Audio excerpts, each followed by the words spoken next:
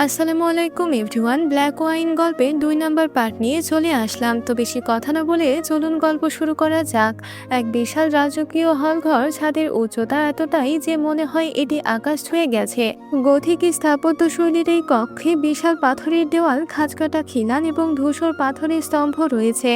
দেওয়ালে এ প্রতিটি অংশ ক্ষুণ্ণ আলোতে রহস্যের বেড়াজালে মনে হচ্ছে ওপরের দিকে একটি গোলাকার গম্বুজ, যার মধ্যে দিয়ে ফিকে আলো নেমে আসছে। গম্বুজের নিচে ঝুলছে এক বিশাল কালো লোহার ঝাড়বাতি, তাতে অসংখ্য মোমবাতি জ্বলছে। আলো কম হলেও তা একটি অন্ধকারের রাজকীয়তার অনুভূতি তৈরি করছে। হলরুমের কেন্দ্রে কালো লোহার তৈরি এক মহাকায় সিংহাসন, এর পেছনের অংশ কাটার মতো ধারালো ছোচালো মাথা, তার মাঝে লাল পাথরে বসানো সিংহাসনের গায়ে রক্তলাল মখমলের কাপড় বিছানো, যা ক্ষমতার সাথে রক্তের যোগসূত্রর ইঙ্গিত দেয়। এটি এমন এক আসন যেখানে বসার সাহস খুব কেউ করবে না, অথচ সে আসনে বসে আছে আজফর ইসদান। হাতে ওয়াইনের গ্লাস, মোমবাতির আলোতে সোনালি চোখ জ্বলজ্বল করছে। সিংহাসনের পেছনে টানানো বিশাল লাল রেশমের পর্দা বাতাসে দুলছে। সিংহাসনের পাদদেশে থেকে শুরু করে হলের প্রবেশদ্বার পর্যন্ত বিস্তৃত এক গাঢ় লাল কার্পেটের দুপাশ মিলে দাঁড়িয়ে আছে ৪০ জনের মতো। কার্পেটের ওপর মাথা নিচু করে দাঁড়িয়ে আছে একজন মধ্যবয়স্ক লোক, হাতে একটা ফাইল। ভয়ে শরীর কেঁপে ওঠে লোকটার, কপালে ঘাম মুছে বলে, মাস্টার, আপনার কথা মতো আমি রেজিস্ট্রি পেপার তৈরি করে এনেছি। এইটা সাইন করে কোর্টে জমা দিলেই কাজ হয়ে যাবে। আসফার ঘাড় ঘুরিয়ে তার ডান হাত অ্যাসিস্ট্যান্ট কায়ান শেরাফ দিকে তাকায়। সে আজফারের দৃষ্টি বুঝে এক বিষাক্ত শ্বাস ফেলে লোকটার হাত থেকে পেপার সিল নিয়ে আজফারের কাছে গিয়ে তার দিকে বাড়িয়ে দিয়ে বলে, মাস্টার। আসফার ইসদান পেপারটি হাতে নিয়ে তাকালো কায়ন শেরাফের চোখের দিকে। কায়ন শেরাফের চোখে নিজের জন্য রাগ আর বিতৃষ্ণা দেখে হাসলো কেবল। আসফার ইসদান ভালো করেই জানে কায়ন শেরাফ সুযোগ পেলেই তাকে মেরে ফেলবে। কায়ন শেরাফ একজন আর্মি সৈনিক ছিল। আসফার ইসদান কারণে সে আজ একজন জঙ্গি। যে কিনা দেশের জন্য নিজের জান দিতে ও প্রস্তুত থাকতো, সে আজ দেশের মানুষের কাছে এক রাজাকার, দেশদ্রোহ। কিছু না করেও আজ সে অপরাধী। এতদিনে তো কায়ান শেরাফ আসফার ইসদানকে মেরে ফেলতো যদি না তার সবচেয়ে বড় দুর্বলতা আসফারের হাতে থাকতো। আসফার ইসদান নিজের আসন থেকে উঠে যায়, আস্তে ধীরে হেঁটে লোকটার পাশে কাটিয়ে হলরুম ছেড়ে বেরিয়ে যায়। আসফার ইসদান হলরুম ছাড়তেই উপস্থিত সকলেই স্বস্তির শ্বাস ফেলে, কিন্তু তাদের স্বস্তি বেশিক্ষণ টিকে না। রেজিস্ট্রি পেপার নিয়ে আসা লোকটা মাটিতে লুটিয়ে পড়ে। সবাই হতভম্ব হয়ে যায়। কায়ান শেরাফ লোকটার কাছে গিয়ে নাকের আঙুল দিয়ে চেক করতে বুঝতে পারে লোকটা আর বেঁচে নেই। ভালোভাবে লক্ষ্য করে দেখে লোকটার গলা কাটা, দেখে বোঝা যাচ্ছে ব্লেড কিংবা ধারালো কিছু দিয়ে কাটা হয়েছে। আসফার ইসদান ছাড়া কেউ এই কাজ করতে পারে না। সবাই এখানে দাঁড়িয়েছিল, তবু কেউ দেখেনি আসফার ইসদানের কাজটি করতে। তবে না দেখলেও কায়ান শেরাফ জানে আসফার লোকটার পাশ কেটে যাওয়ার সময় এই কাজটি করেছে। কিন্তু কেন? দরজার খোলার শব্দে জেরি দরজার দিকে তাকালো। দুজন মহিলা ভিতরে ঢুকে পড়ে। একজনের হাতে একটা ব্যাগ, আরেকজনের হাতে খাবারের ট্রলি। তাদের দেখে চেরি যেন আশার আলো খুঁজে পায়। বসা থেকে উঠে তাদের দিকে এগিয়ে যায়, ব্যস্ত হয়ে অনুনয় বিনয় করে বলে, আমার একটা সাহায্য করুন। আমি এখান থেকে যেতে চাই। আপনাদের কারো কাছে ফোন থাকলে আমাকে একটু দেন প্লিজ, আমার বাবাকে কল করবো আমি। এক নাগালে কথাগুলো বলতে থাকে চেরি। তবে মহিলা দুজন তার কথা শোনা তো দূর, তার দিকে তাকায় না পর্যন্ত। খাবার এক এক করে খাটের ওপর সাজিয়ে রাখে। ব্যাগটা পাশে রেখে চেরির থেকে দূরে সরে মাথা নিচু করে দাঁড়িয়ে রোবটের মতো বলে, মাস্টার আপনাকে খাবার খেয়ে এই ড্রেস পরে রেডি হয়ে থাকতে বলেছে। এতটুকু বলে তারা রুমে আবারও আগের মতো লক করে চলে যায়।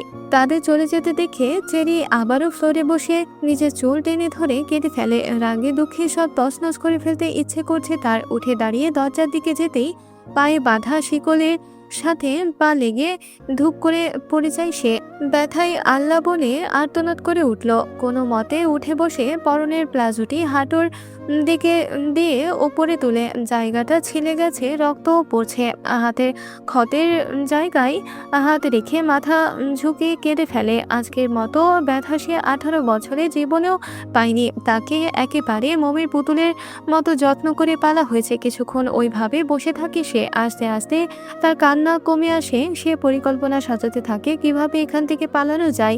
মাথা তার কাজ করছে না, তার উপর ক্ষুধাও পেয়েছে। সে একবার খাবারের দিকে তাকিয়ে উঠে দাঁড়ায়। এখানে থেকে পালাতে হলে তাকে আগে সুস্থ থাকতে হবে। দুর্বল শরীরে এখান থেকে পালাতে পারবে না সে। অনেকক্ষণ না খেয়ে থাকায় বেশি খেতে পারলো না। কয়েক পিস আপেল আর স্যুপ খেয়ে উঠে পড়ে। খাওয়া শেষে হাত বাড়িয়ে ব্যাগটা নিয়ে নেয়। ব্যাগটা খুলে ড্রেস বের করতে মাথায় আগুন ধরে গেল। এত খোলামেলা পোশাক সে কখনো পরেনি। তারপর যেখানে এই লোকের নজর চরিত্র উদ্দেশ্যই তার কাছে ঠিক মনে হয় না, সেখানে এই এই পোশাক পরবে না, কখনোই না। রাগে ব্যাগটা ছুঁড়ে ফেলে দেয়। এরপর বিছানার এক পাশে গিয়ে চুপ করে বসে থাকে সে। আসফার হলরুমে থেকে বের হয়ে হাতে থাকা ছোট ব্লেডটা টিস্যু পেপার দিয়ে মুছে নিল। ভয়ঙ্করভাবে হাসতে লাগলো। লোকটাকে মারার বিশেষ কোনো কারণ নেই, তার ইচ্ছে হয়েছে সে মেরে ফেলেছে। নিজের ছোট ইচ্ছাও সে অপূর্ণ রাখে না। আসফার বুটের ঠক ঠক শব্দ করতে চেরি রুমের দিকে এগোতে লাগলো। এই দিকের কক্ষ, সিঁড়ি, পর্দা, ফার্নিচার সবটাই সাধারণ। এই দিকটা যতটা না সাধারণ, তার ওপর দিয়ে এর চেয়ে বেশি ভয়ঙ্কর। দেখলেই ভয়ে গা কাটা দিতে বাধ্য। মূলত এই মর্নভেল ভিলাটি এক অদ্ভুত গোলকধাঁধা। মর্নভেল নামের অর্থ হচ্ছে দুঃখ, অন্ধকার আর রহস্যময় রাজকীয়তা। মর্নভেল ভিলার দক্ষিণ দিকে এক মৃত্যু জাল। সেখানে কে, কখন, কিভাবে নিজের শেষ নিঃশ্বাস ত্যাগ করবে বলা মুশকিল। আর উত্তর দিকে একেবারে শীতল নিস্তব্ধ শান্তি। তবে